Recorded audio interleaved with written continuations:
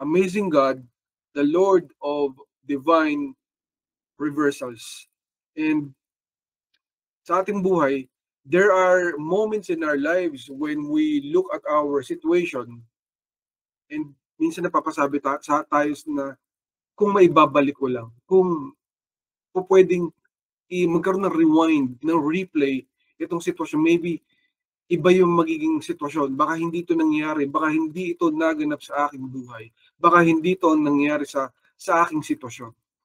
And sometimes we want to fix what cannot be fixed, or sometimes we want to have a better kumbaga na sitwasyon sa ating buhay. And normally sa buhay natin wala tayong magawa, sapagkat tayo tao lamang. May mga bagay na outside of our control, may mga bagay na wala tayong magagawa sapagkat hindi ito angkop or sakop ng ating lakas, ng ating resources, ng ating kakayanan.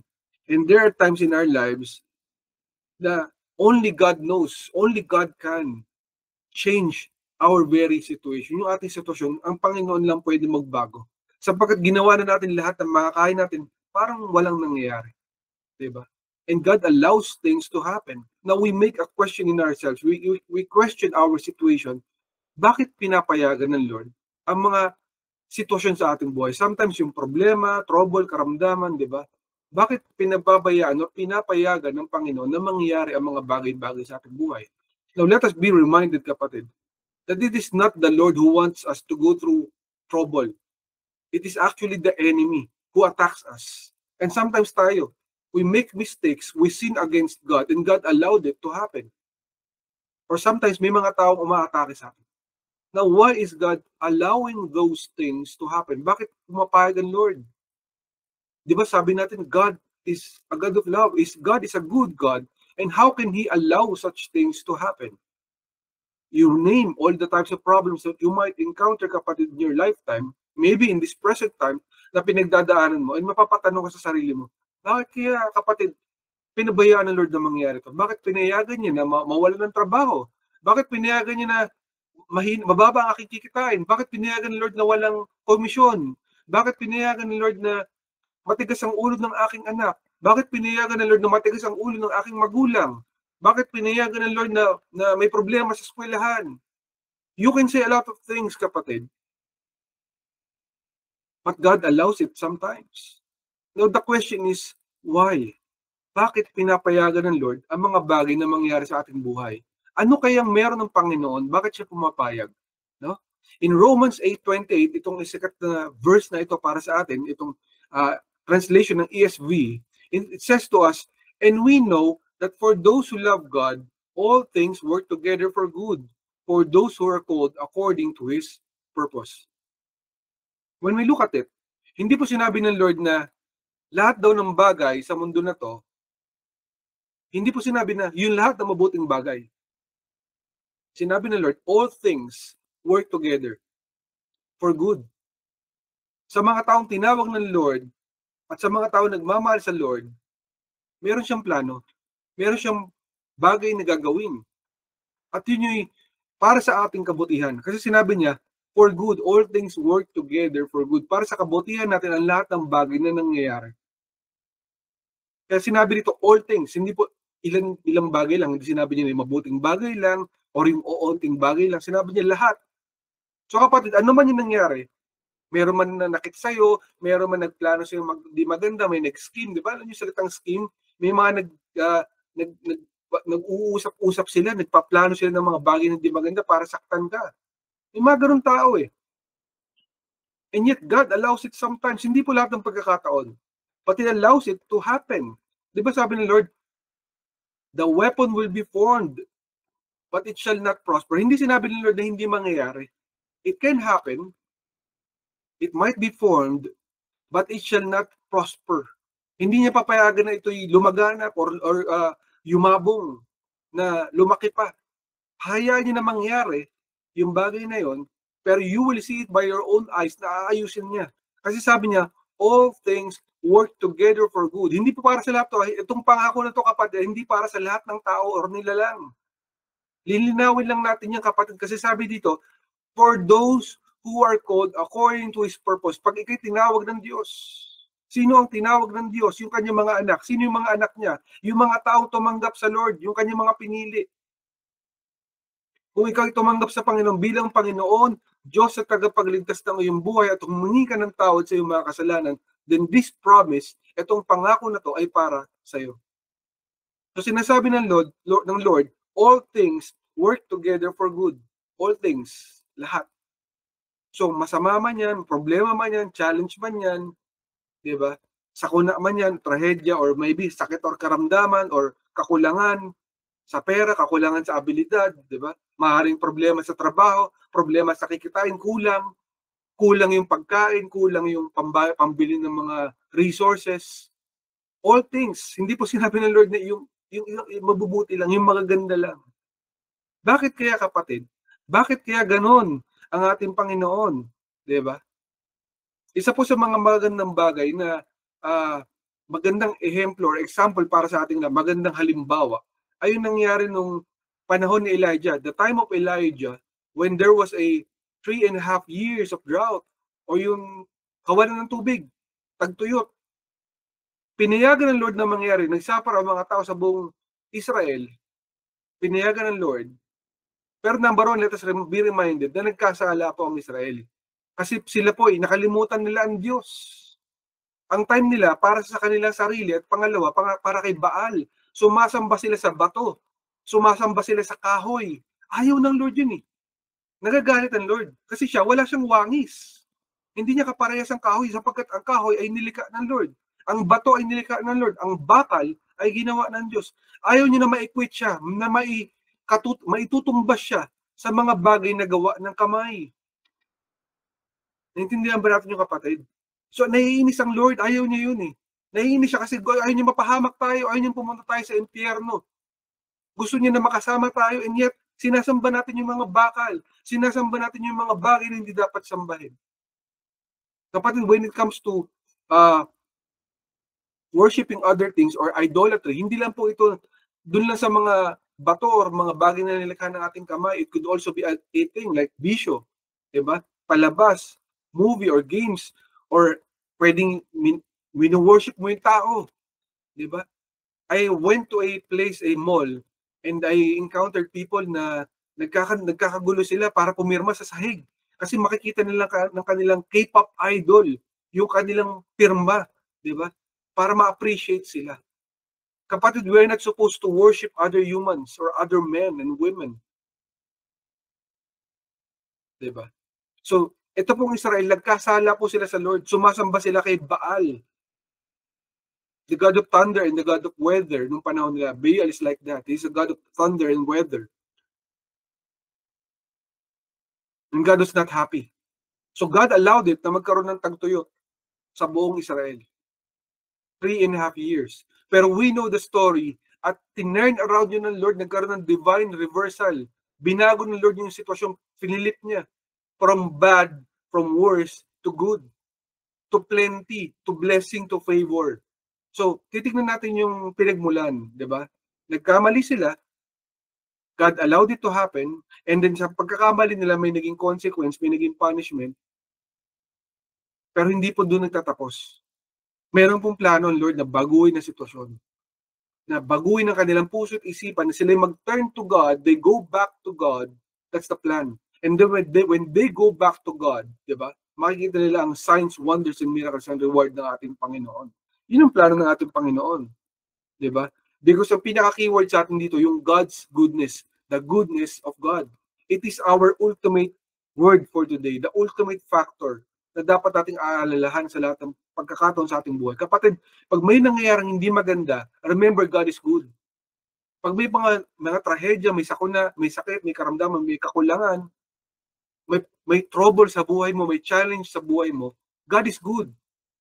And when you remember and when you are reminded that God is good, you know, ang katapusan nito katulad sa Israel, di ba?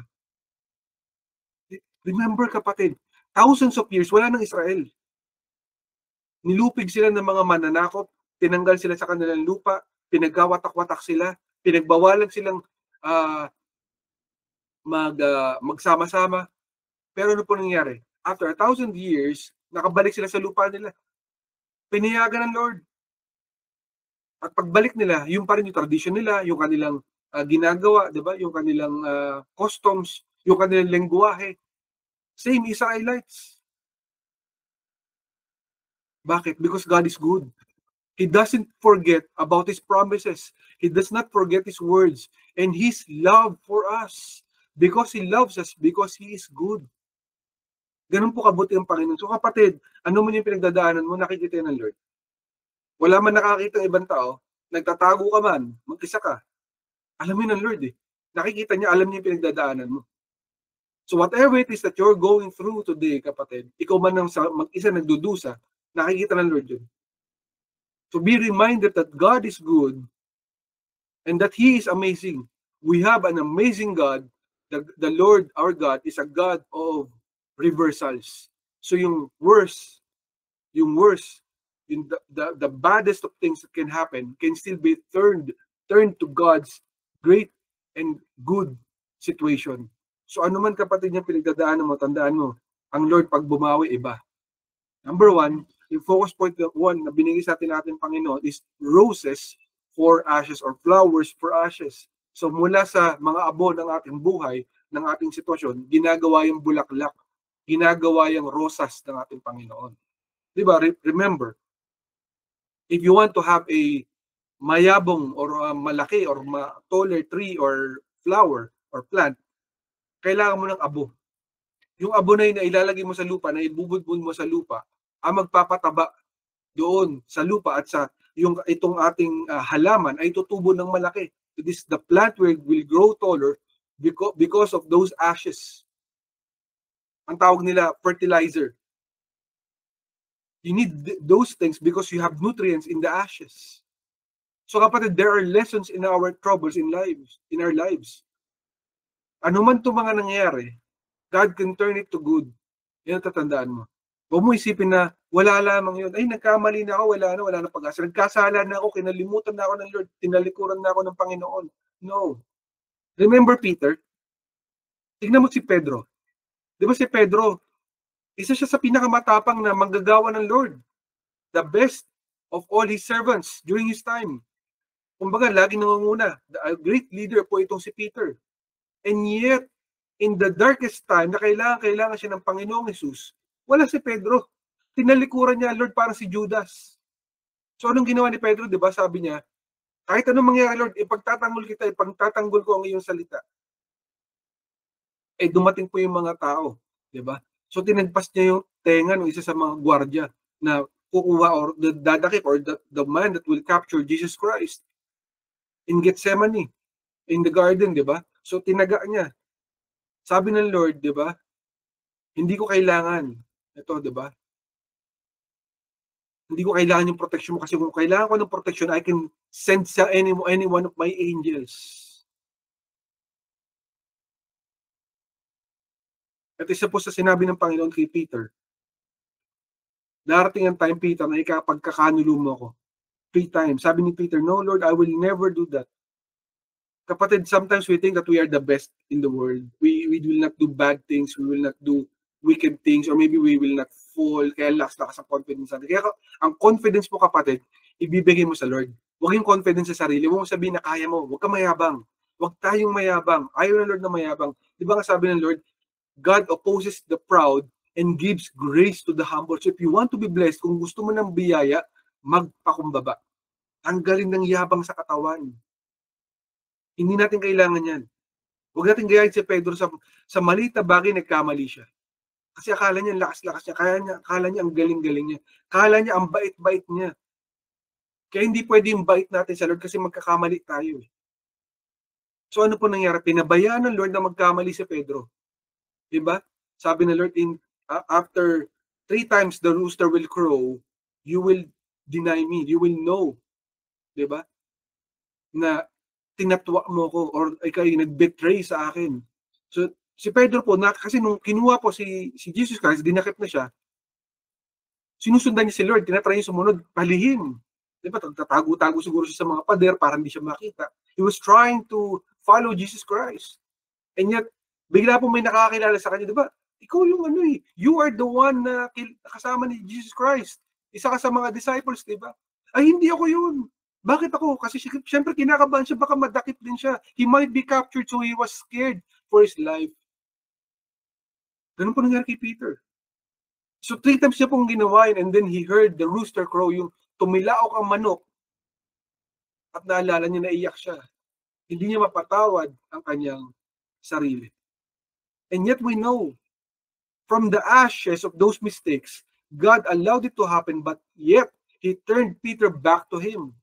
Diba? Nung napakita ng ating Panginoong Jesus, diba? Sabi niya kay Peter, Peter, do you love me? Do you really love me? 3 beses ulit, tinanong na Lord, Peter, do you love me? Sabi ni Peter, naiyak siya, Lord, alam mo naman mahal kita eh. Yung pala hinahabilinan na ng Panginoong Jesus si Peter, take care of my people. Diba? Take care of the brothers and the sisters, Peter. Kaya sabi ng Lord kay Peter, diba, he will be called a rock. And he is the father of the church. That's the truth. He's not higher than anyone, but God entrusted to him the church. Why? Because mapagkakatiwalaan si Pedro. Hindi lamang po yun. Because nag-surrender si Pedro sa Panginoon. Alam niyo sa kakulangan niya, na tinurn ng Panginoon yung kanyang mga abo sa buhay niya into flowers, into roses. So kapatid, anuman yung mga bagay na nangyayari sa ating buhay, sometimes, God allows it to happen kasi may gagawin siyang mabuti at maganda. Kung wasak-wasak na, gulo-gulo na, imagine mo yung gagawin kagandahan ng Panginoon. So, trust God. Trust the Lord na kaya niyang gawin yun. Just like Peter. Kung akala mo wala na, mayroon pang pag-asa. Pero the question is, are you trusting the Lord that He can do it for you and your life? This is the time, kapatid. Magtiwala ka sa Diyos. Ano man yung mga pinagdadaanan mo, kayang ayusin niyo ng ating Panginoon. Kaya sabi niya in Isaiah 61:3, in the NIV version, it says, and provide for those who grieve in Zion, to bestow on them a crown of beauty instead of ashes, the oil of joy instead of mourning, and a garment of praise instead of a spirit of despair. They will be called oaks of righteousness, a planting of the Lord for the display of His splendor. So mabuti nito sinasabi ng Panginoon natin. Ang gusto niya para sa atin yung kagandahan. Instead ng abo, gusto niya yung maganda. Instead ng kalungkutan or paghihinagpis, gusto niya kagalakan. Instead ng kalungkutan, gusto niya ng pagpupuri. Yun ang gusto ng Panginoon sa buhay natin. Hindi po gusto ng Lord na malungkot tayo habang buhay. Hindi po gusto ng Lord na habang buhay wala tayong pag-asa. Hindi po ganoon. Ang Lord ay mabuti. So ang keyword po natin is the goodness of the Lord. Mabuti ang ating Diyos. Ano man ang ating pinagdadaanan, mabuti pa rin ang Lord kasi may plano siya para i-turn those ashes into flowers, into roses. Because we have an amazing God. The Lord our God that we serve is amazing God of reversals. Ganyan po ang ating Diyos. Focus point number 2 na binigay sa atin ng Lord is He is a God of intention and He is also a God of theater. So ang ating Panginoon, when He does things in our lives, He is an intentional God. He allows things to happen because meron siyang intensyon. Meron siyang plano. At higit sa lahat, He is a God of theater. To show you, to show everyone na siya may gawa nun. Alam mo sa sarili mo, ay, miracle to. Parang imposible pero nangyari. Alam mo si Lord ang gumalaw. Naintindihan ba natin yung kapatid? Ang Lord, pag kumilos, talaga namang full of drama. Di ba? Full of miracles and you know it. Na pag nangyari, mapapasabi ka na lang, Lord, thank you. Alam ko ikaw to. Hindi ako to, Lord. Kasi kung ako lang to, walang mangyayari. Kaya Lord, thank you so much. Kasi alam ko, nakita ko sa sarili kong mata, the impossible things happen. So count kapatid, lahat ng mga bagay na nangyayari sa buhay mo, na alam mo wala nang mangyayari, wala nang pag-asa, pero may ginawa, Lord. That's God. And you can never deny it. Kaya sabi niya in 2 Kings 19:19, in the New King James Version, it says to us, now therefore, O Lord our God, I pray, save us from his hand, that all the kingdoms of the earth may know that you are the Lord God, you alone. So ito pong hari ng panahon na to, I believe this was for Hezekiah, ay sila po yung kukubkubin ng napakalakas na kaaway, thousands upon thousands, hindi wala silang laban. Naiiyak na yung mga tao. Kasi kinubkub na nila lahat eh. Lahat ng bansa sa katabi ng Israel, sinakop na. paano sila makakaligtas? Diba? I believe this time, Judah na lang natitira kasi nakuha ng Israel. Pero yung Judah, isa pang bayan ng Israel, yung main land of Israel na natitira ng Panginoon, hindi pa sila nakukubkob. Pero kinakabahan na sila kasi lahat tinalo na eh. Pero sinabi ng prayer ng hari na to, diba? Show them, Lord, the kingdoms of the earth, that they may know that there is a God in this land, that you alone are God. Kaya po tayo pa nagpa-pray. We pray na ma-expose po itong WEF, yung kalokohan po ng mga elites na to, na makita po ng mga taong bayan na mayroon pong masasamang tao at sila'y pupuksain ng Panginoon in God's perfect time, babaguhin ng Lord ang sitwasyon so that the world will see that there is a God in this world. Hindi po peke ang Diyos. Kasi marami pong tao na naniniwala na wala ng Diyos. In this generation of science, people believe na nanggaling tayo sa unggoy. We came from monkeys, sabi nila. Nakalulungkot, but it is not true. We are God's creation. So just like this king, kapatid, in your life, you might think that you are alone. You might think na wala kang kasama. But no, kapatid. Pray that God will show everyone else na ikaw ay anak ng Diyos. So kung minsan napagtutulungan ka sa trabaho, napagtutulungan ka sa eskwela, minsan sa pamilya, napag-iisipan ka ng hindi maganda, di ba? Pinagpaplanuhan ka hindi maganda ng mga taong kilala mo. Wala ka namang ginagawa sa kanila. Ikaw ang ginagawa ng hindi maganda. Minsan, ninanakawan ka, yung dapat para sa'yo, hindi binigay sa'yo, pinaghirapan mo, hindi binigay sa'yo. God knows it. And so therefore, sumurrender ka sa Lord. Lord, nakita mo ginawa nilang pagkuha sa aking pinaghirapan. Ikaw, Lord, ang bumawi. Because you are God and God alone. And let them see that my God is the one true God. Kapatid, magtiwala ka sa Lord because our God is a God of theater. Kaya po, going back to the story of Elijah, di ba? Nagkaroon ng tagtuyot sa kanilang lugar for 3.5 years. And yet God is a God of theater. Pinatawag pa nila yung mga propeta ni Baal. Sabi nila, sige, magkakaroon tayo ng contest ng we will dare you na kung talaga ang Diyos nyo, ang tunay na Diyos, si Baal, yung inyong santo na sinasamba, yung bakal, yung kahoy na yan. Padala nyo lahat ng propeta nyo, lahat ng kanyang servant. Let's pray together. Ako, bilang anak ng Diyos, sabi ni Elijah, I will pray to the Lord. At kung sino ang altar na mayroong babagsak na apoy, ang siyang tunay na Diyos. So, 400 mahigit yung servants po ni Baal or Baal, they came to worship Baal. Kanta-kanta sila doon, magdamag. Sa tagal, sinugatan nila yung sarili nila. Baka hindi daw sila naririnig ni Baal. Diba? The problem is, wala po talagang Diyos na Baal, kundi demons. Another God after God is just a demon. So they're trying to be heard, but nothing is happening. No fire is coming down from the heavens. And yet, ito po si Elijah, ang ginawa niya, nagkaroon siya ng parang sinihan. Kumuha siya ng 12 bato for all the 12 tribes of Israel at pinuno niya ng tubig. Isa pong very important commodity during that time. Importante yung tubig kasi tagtuyot eh. Kumuha sila ng drum siguro na tubig. Lagay niyo dito sa may altar. Punuin niyo ang altar ng tubig. Importante sa inyo, di ba? It's just like the tithes and the offering. Sometimes ang hirap mag-tithes, mag-offering kasi kailangan natin ng pera. Pero the Lord is exacting faith from us. So the Lord is exacting faith from Elijah and the people of Israel. Trust me with these resources and I will bless with more than you can ever imagine. So binuhos po nila yung napakaraming tubig.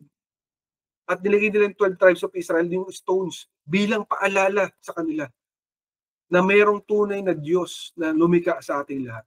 And so, habang po nagsasabi po si Elijah noon, Lord, remind the people and turn their hearts back to you again. Reverse it, O God, from kasamaan to goodness, O God, to worship of you, to your glory, O God. And nakita ng mga tao, dumating ang apoy, nasunog po, na yung tubig na nandun sa altar ay natuyo. Sapagkat it is a miracle from God. And long after that, wala pong ilang oras after that, bigla pong umulan ng malakas. Lahat po ng tagtuyo na problema natapos na. Ang sabi nila, the Lord, He is God. The Lord, He is God. In your life, God allows things to happen sometimes, kapatid, because God is a God of theater. That you will worship Him. You will know that He is the one miracle maker in your life. So huwag kang magtampo sa Lord if God is allowing sometimes things to happen in your life na hindi ka gagawa ng Panginoon. Inalaw niya lang yun. Kasi gusto niya makita mo kung gaano siya kabuti sa iyong buhay. Kung gaano siya gagawa ng himala para sa kung paano kanya ililigtas sa iyong sitwasyon. Ganun ang ating Diyos. So what you need to do is to worship God, to have faith in Him na may gagawin siya sa buhay mo. You might think na, ay, wala na, patay na ang sitwasyon. Wala na mangyayari. Alam mo, kapatid, sa panahon ng ating Panginoong Jesucristo, meron pong tao pangalan niya Lazaro or Lazarus. Sa Israel, sa custom ng Israel, pag ikay namatay, you are given 3 days. And after 3 days, kapag hindi ka pa nabuhay, you will be declared dead already. So ito pong si Lazarus ay nagkaroon ng sakit. Best friend po siya ni Jesus Christ during that time. So sabi ng mga tao, Jesus Christ, si Lazarus, may malubhang sakit. Pwede bang puntahan niyo siya para gumaling siya? Umiiyak ang inyong mga kaibigan, puntahan niyo siya. Hindi po pumunta si Jesus Christ because He knew what's happening. What was happening during that time. Pumunta siya after 4 days. So there is no doubt, patay na talaga si Lazarus pagbalik niya. Kasi 4 days na na may sakit na namatay. Diba? So wala na pag-asa. And yet when He came back, He spoke to Lazarus. Diba? Rise up, Lazarus. At nabuhay muli si Lazarus after 4 days. The lesson here for us, the takeaway for us, kapatid, is sometimes we think that our situation is dead. Our situation has no more hope. Wala nang pag-asa. Kasi ito na wala na, nagkanda utang na, wala na, iniwan na ako, wala na, ito na, ganito na. Sabi ng doktor, ganito na raw, hindi na raw pwede, wala na mangyayari. How about God? How about the God equation? Can you trust God just for one moment in your life? Can you give Him that benefit of the doubt na binibigay mo sa Kanya lagi? Bigyan mo naman ng faith naman, kapatid, ang Panginoon. Faith naman ang bigay mo sa Kanya. Magtiwala ka sa Kanya na may gagawin siya sa buhay mo. And we know na buhay si Lazarus, patay na, binuhay pa after 4 days. So kapatid, the same way, God is a God of theater in your life. Para kang sinihan. Para kang isang movie, isang story sa isang movie. Ay imposible. Pero sa dulo, di ba? Kaya sabi nga nila, ang mga pulis daw sa mga pelikula ng unang panahon, after 10 minutes pa raw darating or after 1 oras. Pero dumating pa rin sila. Di ba? Ang Panginoon ganun. Sometimes you might think na parang ang tagal. Why? So that you can never acknowledge and you can never deny na siya may gawa nun. Kasi alam mo siya imposible. Miracle. Himala. Ganun po ang ating Panginoon. Yung conclusion po, kapatid, na binigay sa atin ng ating Panginoon is that God allows troubles, sadness, losses for His glory. Para mag-glorify natin siya. Kasi siya may-ari. Hindi natin ba pwedeng kukunin yung glory para sa atin? Kaya minsan yung mga tao nagkakalumpot na sasabihin nila, pag pinag-pray ka ni ganito, gagaling ka. No, it's not him or her na nag-pray para sa nagpagaling sa iyo. Si Lord na magpapagaling. Ginagamit lang yung mga tao bilang conduit, as servants of the Lord, as conduit on this world, as tinatawag na tagapag-ingat lamang or bilang isang daanan. Hindi talaga ang tao. Ginamit lang ng Lord bilang vessel. Sapagkat ang mediator natin ng ating Panginoon ay ang Panginoong Hesus lamang. Ang tagapamagitan lamang sa Ama ay walang iba kundi ang anak. So ang prayer natin bibigyan natin sa Panginoon Hesus. Ang glory bibigyan natin sa Panginoon Hesus. Wala sa kahit sino mang tao. And yet God allows all of these things to happen in our lives. Why? Kasi gusto niya yung glory para sa Kanya. Para hindi natin kukunin para sa ating sarili. Kasi minsan mahilig tayo sa ganun. Ay, ako yan. Kasi kaya minsan nakalulungkot yung mga churches, di ba? At sa church na to, mas maraming himala. Sa church na to, walang himala. Kapatid, hindi po yun sa church. Sa Jesus Christ po natin na ating Panginoon. In Isaiah 42, 6-8, in the NASB version, it says to us, I am the Lord.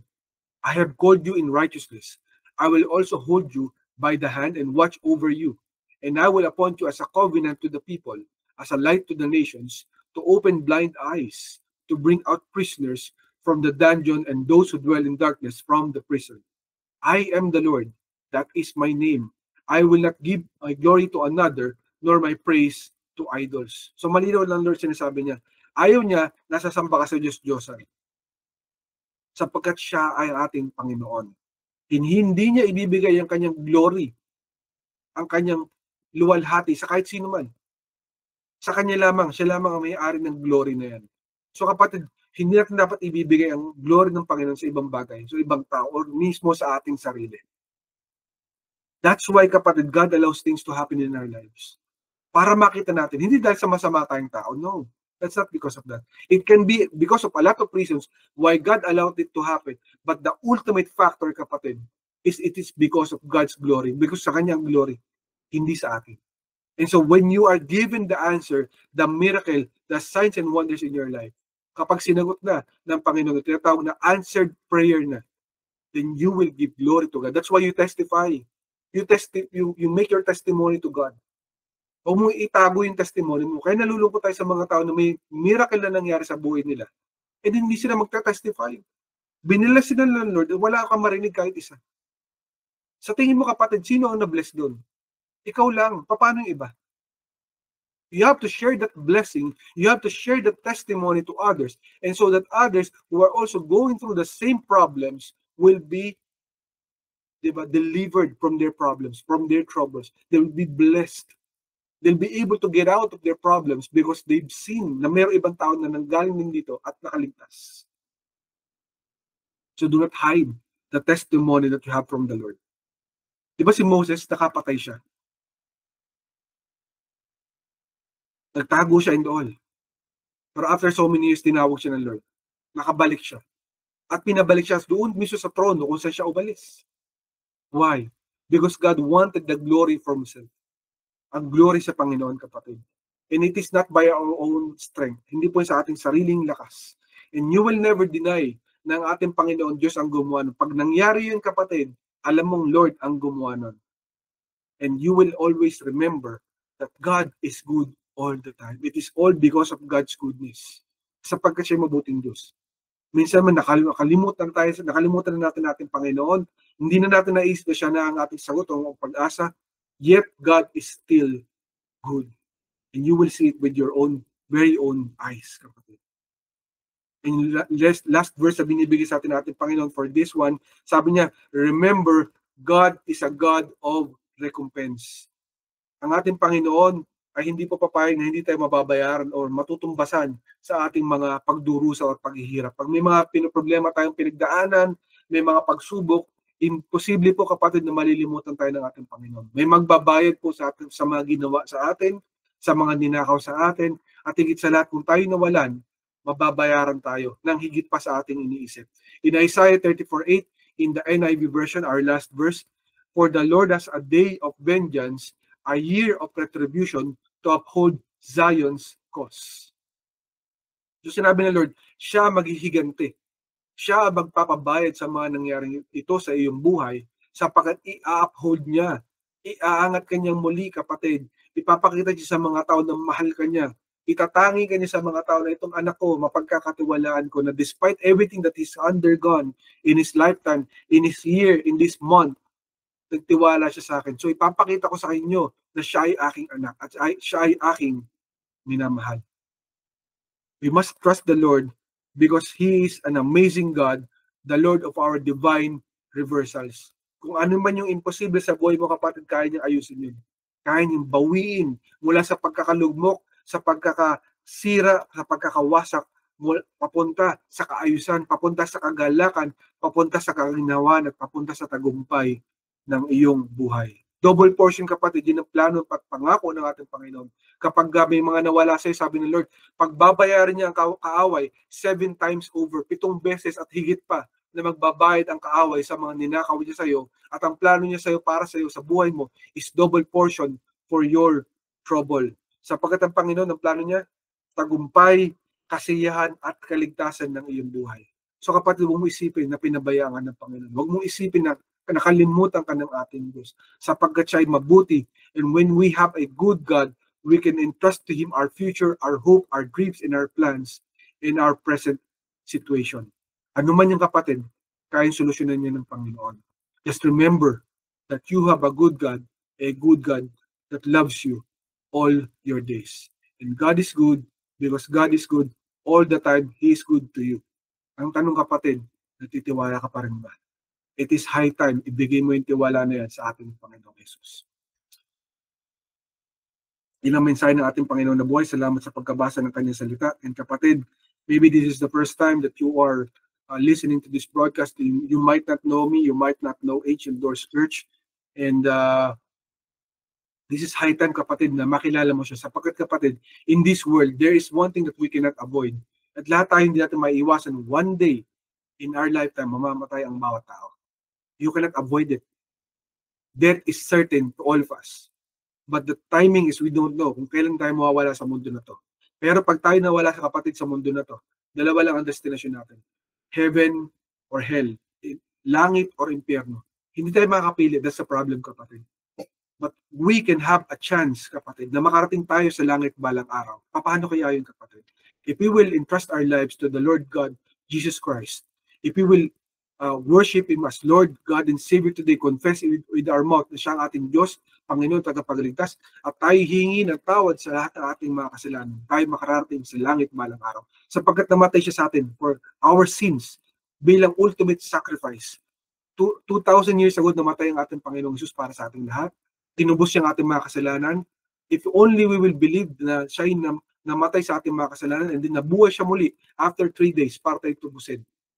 If you will do that today, na maniwala ka sa Kanya, manampalataya ka sa Kanya, at i-declare mo yun ng iyong bibig, then you will have an opportunity to go to heaven one day. You will receive the gift of life from our Lord Jesus Christ.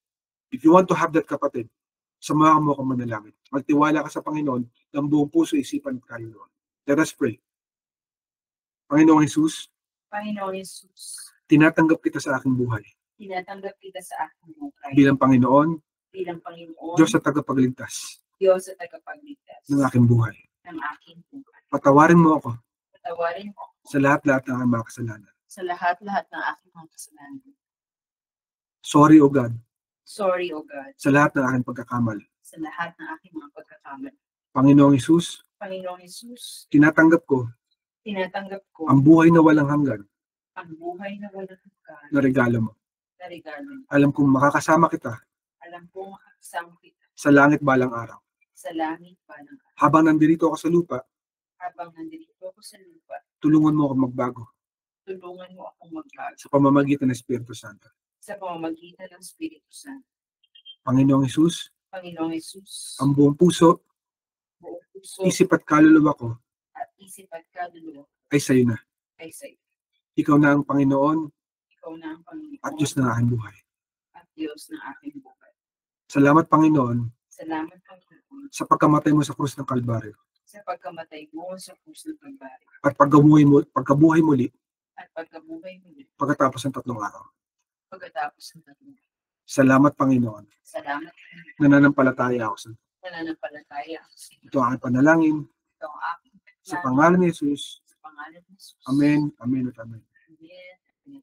If you prayed that prayer, kapatid, congratulations to you. You are now a new creation. The old is gone, the new has come. God wants to work on your life and wants to have a relationship with you.